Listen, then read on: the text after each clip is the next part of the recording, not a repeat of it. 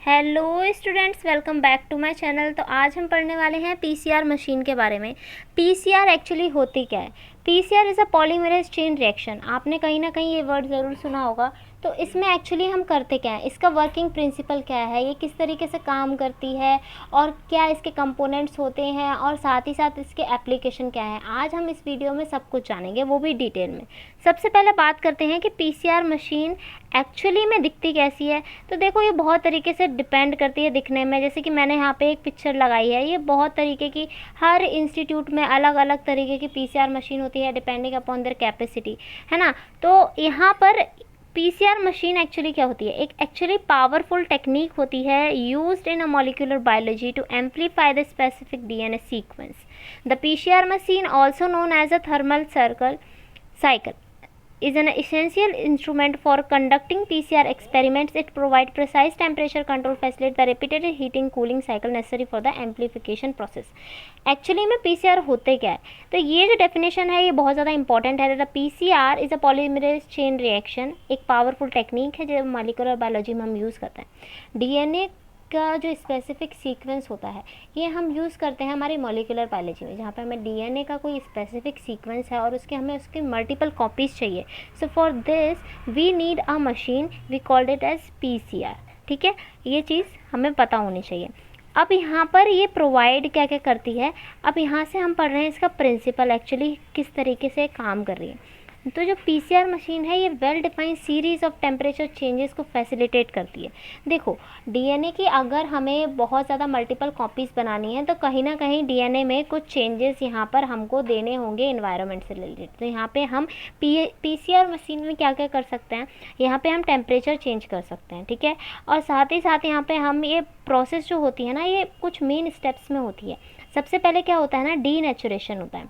Denaturation क्या होता है, बेसिकली पीसीआर मशीन में इनिशियली हम इसको हीट करते हैं, एक डीएनए सीक्वेंस जैसे कि हमने डाला है ना, तो हम स्टार्टिंग में यहाँ पे सेट कर देते हैं। जैसे कि हमारे पास यहाँ पे मशीन होती है तो हम यहाँ पे सेट कर देते हैं कि हमें यहाँ पर इतना क्या कहते हैं, जैसे कि हमें कितने यहाँ पे कॉपीज़ चाहिए, तो जितनी साइकिल्स हमें चाहिए होती है वो साइकिल्स हम यहाँ पे लिख देते हैं। यहाँ पे हम अपना टेम्परेचर को कंट्रोल कर सकते हैं, ठीक है, टेम्परेचर कंट्रोल कर सकते हैं। साथ ही साथ बहुत सारी चीज़ें हम यहाँ से फैसिलिटेट कर सकते हैं, कितनी नंबर ऑफ़ साइकिल्स वगैरह चाहिए होगी उसके हिसाब से हमारे पास यहाँ पे नंबर ऑफ़ कॉपीज़ निकल के आएंगी। तो यहाँ पे सबसे पहले हम क्या करते हैं, डीनेचुरेशन, जहाँ से क्या होता है, सबसे पहले हम यहाँ पे एक टेम्परेचर सेट कर देते हैं जो कि एक temperature about 94 to 98 degree Celsius का होता है, जिससे क्या होता है, डबल स्ट्रैंडेड डीएनए जो होता है वो सेपरेट कर जाता है सिंगल स्ट्रैंड डीएनए में by breaking the hydrogen bond between the complementary base pair. Actually हो क्या रहा है, यहाँ से डीएनए, जैसे कि ये डीएनए है तो यहाँ पे कुछ तरीके से कम्प्लीमेंट्री बेस पेयरिंग हो रखी होती है, तो इसको यहाँ पे ब्रेक होता है। यहाँ पे हाइड्रोजन बॉन्ड यहाँ पे ब्रेक करते हैं। हाइड्रोजन बॉन्ड जैसे ही ब्रेक होंगे तो यहाँ पर एक प्रोसेस इनिशिएशन हो जाएगा, यहाँ पे डीनेचुरेशन हो जाएगा उस पर्टिकुलर डीएनए सीक्वेंस का, ठीक है। अब यहाँ पे होती है एनेलिंग। एनेलिंग सेकेंड स्टेप है, डीनेचुरेशन के बाद एनेलिंग। यहाँ पर क्या होता है, अब जैसे कि हमने उस डीएनए सीक्वेंस को ब्रेक किया है तो अब यहाँ पे उसकी हमें मल्टीपल कॉपीज़ बनानी है। अब उस मल्टीपल कॉपीज़ बनाने के लिए, जैसे कि हमने पहले सेपरेट किया, इन दोनों को हमने अगर आगे जाके सेपरेट कर लिया, तो जब मैंने इसको सेपरेट किया तो अब आप देखोगे अगर मुझे इसकी कॉपी चाहिए तो मुझे यहाँ पे एक स्पेसिफिक प्राइमर यहाँ पे बाउंड करना पड़ता है। अब वो प्राइमर यहाँ पे बाउंड होगा जिससे कि यहाँ पे इनिशिएशन होगी एक कम्प्लीमेंट्री, यहाँ पे उसके अपोजिट यहाँ पे एक स्ट्रैंड बनने की, ठीक है। तो प्राइमर यहाँ पे हम लगा देते हैं। प्राइमर क्या करता है, इनिशिएट करता है। और रिमेंबर, एक बात याद रखने की होती है कि यहाँ पे प्राइमर जो होता है हमेशा 5' to 3' डायरेक्शन में ही वर्क करता है, ठीक है। आई होप ये चीज़ क्लियर है। अब यहाँ पे बात करते हैं आगे एक्सटेंशन। जैसे ही हमने प्राइमर लगा दिया, प्राइमर क्या होता है, इनिशिएशन पे हम लगा देते हैं।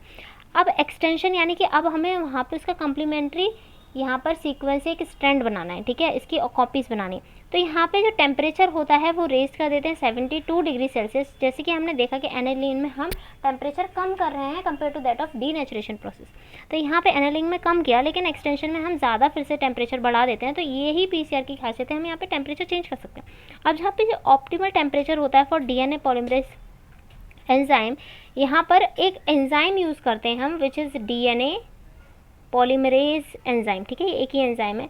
अब डीएनए पॉलीमरेज क्या करता है, सिंथेसाइज कर देता है एक न्यू स्ट्रैंड, ठीक है, complementary to that of DNA sequence जो कि हमने वहाँ पे डाला था, ठीक है। तो the template stand by adding a nucleotide in 5' to 3' direction, DNA sequence standing from primer. वही चीज़ है जो मैंने अभी आपको बताई थी, जैसे कि हमारे पास यहाँ पे एक डीएनए है, ठीक है। अब यहाँ पे ये डीएनए डबल स्टैंडर्ड होता है, हमें पता है। अब जैसे ही हमने इसको ब्रेक किया, सबसे पहले डीनेचुरेशन हुआ, ठीक है। तो डीनेचुरेशन में क्या हुआ, यहाँ पे ये ब्रेक हुआ, ठीक है। तो जैसे ही ब्रेक हुआ, फिर मैंने आपको क्या बताया, यहाँ पे हम एनालिंग में यहाँ पर लोअर कर देते टेम्परेचर, यहाँ पे प्राइमर लग जाता है, ठीक है। प्राइमर जैसे ही लगा, तो यहाँ पे प्राइमर लगने के बाद अब यहाँ पे होगा एक्सटेंशन। अब यहाँ पे आ जाता है डीएनए पॉलीमरेज, यहाँ पर हमारे पास आ जाता है डीएनए पॉलीमरेज। अब जैसे ही डीएनए पॉलीमरेज आया, तो यहाँ पर ये क्या करेगा, ये इसको देख के, क्योंकि ये इनिशिएशन है, तो इसको देख के यहाँ से ये एक्सटेंडेड फॉर्म बना लेता है और यहाँ से ये इसका कम्प्लीमेंट्री बेसिकली सीक्वेंस बना देता है, ठीक है। तो ये कहाँ से कहाँ डायरेक्शन में होता है, 5' to 3', ठीक है। तो यहाँ से इस तरीके के कुछ प्रोसेस चलते हैं। आई होप ये चीज़ समझ आ गई। अब ये जो टेम्परेचर साइकिल है, ये रिपीटेड मल्टीपल टाइम हम इसको रिपीटेड कर सकते हैं, कितनी भी साइकिल्स हम यहाँ पे दे सकते हैं, ठीक है। जितना भी हमें एम्पलीफिकेशन चाहिए उस डीएनए का, तो उस हिसाब से हम यहाँ पे नंबर ऑफ़ साइकिल्स देते हैं, ठीक है। अब ईच साइकिल जो होती है double the amount of DNA, हर एक साइकिल डबल कर देती है उस अमाउंट को जो भी हमने डीएनए का अमाउंट उसमें डाला है। अब जैसे कि आगे बात करते हैं कंपोनेंट क्या है पीसीआर मशीन के।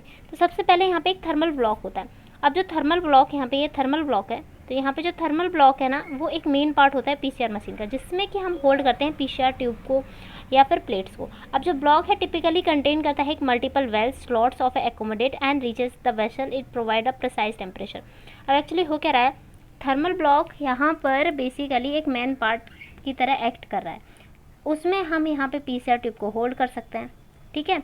अब होल्ड करने के लिए वहाँ पे उसके वेल बने होते हैं पीसीआर ट्यूब के होल्ड के लिए। अब जैसे कि यहाँ पर ये एक इस तरीके से ब्लॉक है, तो यहाँ पे बहुत सारे होल्स होंगे जिसमें कि हम यहाँ पे ये एक तरीके से प्लेट की तरह काम कर रहा है, जिसमें कि बहुत सारे वेल हैं, जिसमें कि हम यहाँ पे अपनी ट्यूब फीड कर सकते हैं, ठीक है।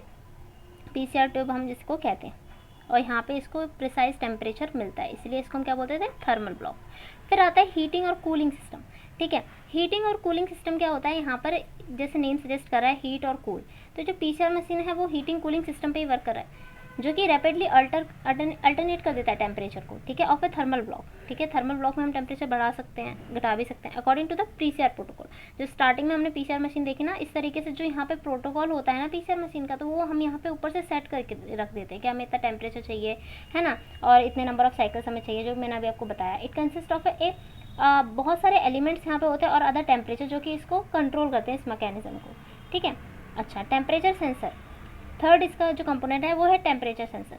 अब जो मशीन है वो incorporates temperature sensor to a monitor and ensure precise temperature control throughout the PCR process. अब यहाँ पे क्या हो रहा है कि टेम्परेचर सेंसर क्या कर रहा है, एक टेम्परेचर को बेसिकली सेंसर की तरह काम कर रहा है। यहाँ पे ये देखता है कि जो टेम्परेचर है वो प्रिसाइज है या नहीं, कहीं बहुत ज़्यादा टेम्परेचर तो नहीं हो गया, बहुत कम तो नहीं हो गया, तो एक प्रिसाइज टेम्परेचर मेंटेन करता है। ज़्यादा है तो बहुत ज़्यादा नहीं हो गया, कम है तो बहुत कम नहीं हो गया, है ना, एक तरीके से प्रिसाइज टेम्परेचर को मेंटेन करने का ये काम करता है टेम्परेचर सेंसर, ठीक है। और जो सेंसर है प्रोवाइड करता है feedback to the control system for a man desire temperature, ठीक है। फीडबैक देता है कंट्रोल सिस्टम को, ज़्यादा हो रहा है तो वो फीडबैक देगा, कम होगा तो फीडबैक होगा, ताकि एक डिजायर टेम्परेचर यहाँ पे बना रहे। फिर आता है हमारे पास कंट्रोल सिस्टम, जो कि हमने अभी बाहर देखा। तो control system PCR machine manage करता है टेम्परेचर चेंजेस को, टाइम इंटरवल्स को, each step of PCR process, and it also controls the heating and cooling and regulate the cycle parameters specified by the user.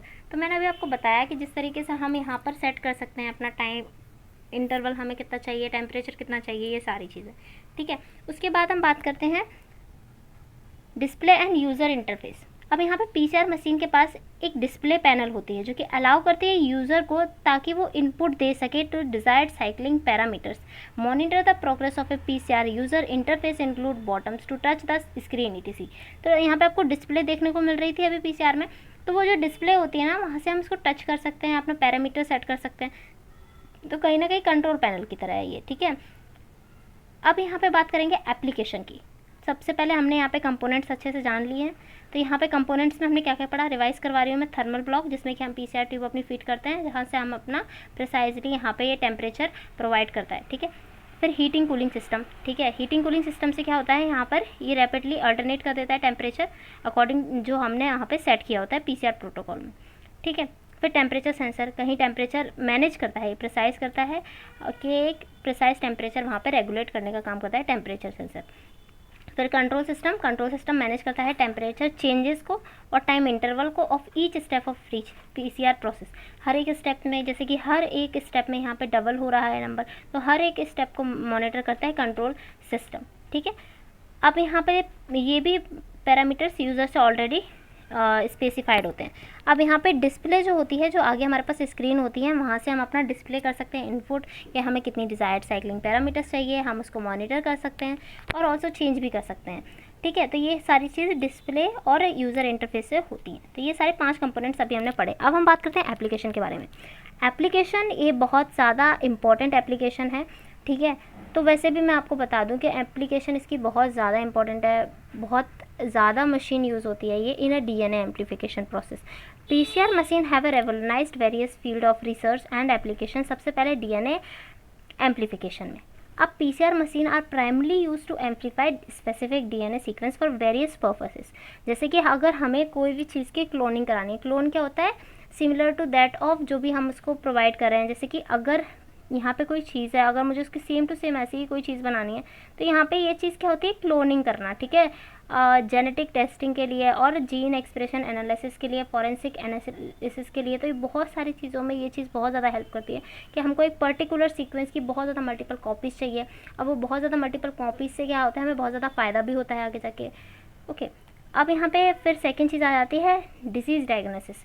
PCR based technique enable the detection of pathogens, genetic mutations and disease associated markers in our clinical samples, ठीक है।